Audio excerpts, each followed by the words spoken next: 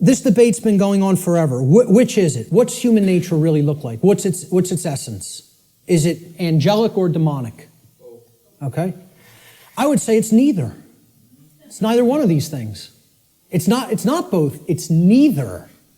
So nobody wins here, who falls on one side or the other. And it's a very difficult thing for people to accept as well. Because when we ask the question, what is the nature of a human being? It's a very similar question to asking, what is the nature of this computer up on this platform? What is the nature of that projector? What is the nature of those cameras? Well, can I actually say what the nature of these things is? It's a computer. Its nature is to compute information. What is the nature of that projector? Is it good? Is it bad? Is it angelic? Is it demonic? Is that projector demonic? No. Its nature is that it projects imagery. What is the nature of these cameras? They capture imagery. That's all. So what's the nature of a human being? The nature of a human being is that it takes in information, it processes it, and then it outputs it through behavior. And as we're going to see, that's very much like a computer. I'm not saying that it is a computer. I'm saying it's like one. Okay? So human nature is neither inherently good nor inherently evil, as many people think fall on one side of this argument or the other.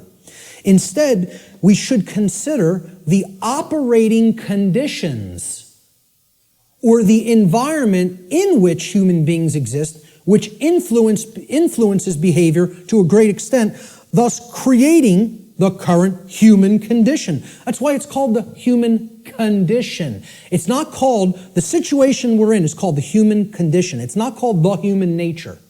It's called the human condition. There's a reason it's called a condition. For any condition to be in place, well, hey, what condition is my computer in right now? What condition is my projector in? What position is Richard's cameras in? They're in operating conditions. They're doing what they're supposed to be doing because they've been kept up in good condition.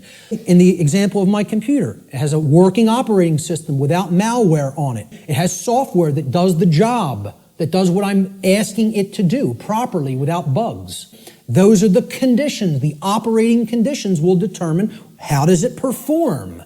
What kind of output can it put out into the world? Again, what I'm saying here is that human beings are like computers. Not that they are computers. Let me just state that emphatically. We're not computers. We're like computers. We are programmable. That's the nature of a human being.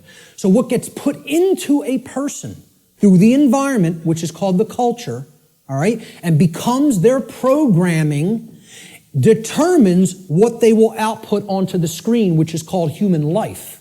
And that will create the human condition in the aggregate as more and more people operate that way. All right, so let's look at how this works. Human beings are programmable much like computers. Like a computer, if a human being has a bad file system format, that's the first thing you do when you're going to get ready to use a computer. You have to format the drive.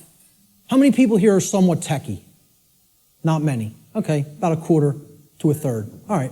So some people will know what I'm talking about here. For the others, excuse the jargon for a moment. All right, I'll explain what it is. A file system format is you got to format the hard drive so you can prepare it for a specific operating system, which is basically the task controllers. It's going to control what happens on the computer, how programs get launched, how memory is used, etc. in a nutshell.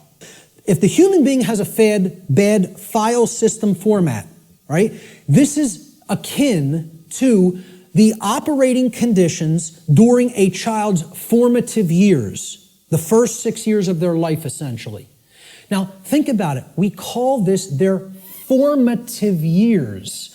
Their formative years, like a format on a hard drive, because this is what puts the file system into the human being, that prepares it for its operating system.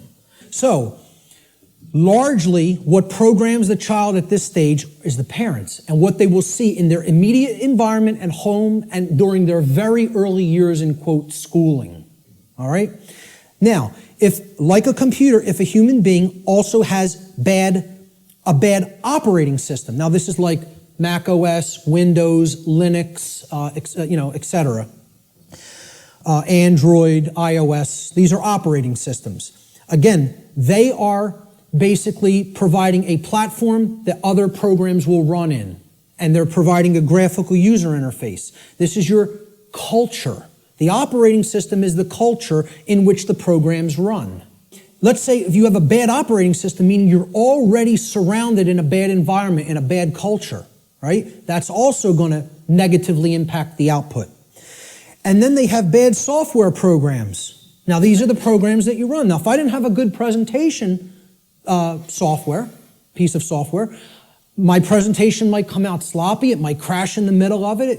It might not display the graphics or the text properly. So you got to make sure you're working with good, reliable software as well. Now, what the software is the belief systems, what the person has taken into the mind and is processed and made part of themselves. And now, if all of those things are bad, we have three bad components. The format is bad, the file system format, which is the formative years of the child. The culture is bad, meaning they're already growing up in a bad culture or in a culture that condones moral relativism, etc., and doesn't understand natural law. And the software programs that have been input into the child are bad, meaning their belief systems. What do you think the output of that, quote, computer is going to be like? Is it going to be good? Is it going to be chaotic? If I screw up my system's hard drive format, if I put an operating system that is like at alpha state and it's not ready for prime time because the development's not finished, it's half-baked, okay? And then I load crappy software that's full of bugs and the developers didn't really care about programming them correctly.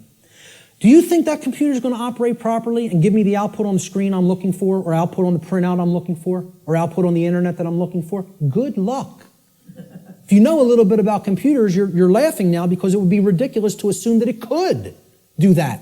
Well, why do we think that we're going to have that in our environment when all of these things are badly programmed? See, the output onto the screen is also going to be horrible if all those three things, that determine how the system works are also bad. So it will contribute to deteriorating conditions on a mass scale. Like a computer, the behavior of a human being largely depends upon its programming. And its programming is the quality of the information that is being input into it. The quality of the information it's taking in. The quality of the information it's taking in is going to determine the quality of the information it's outputting, like any other computer.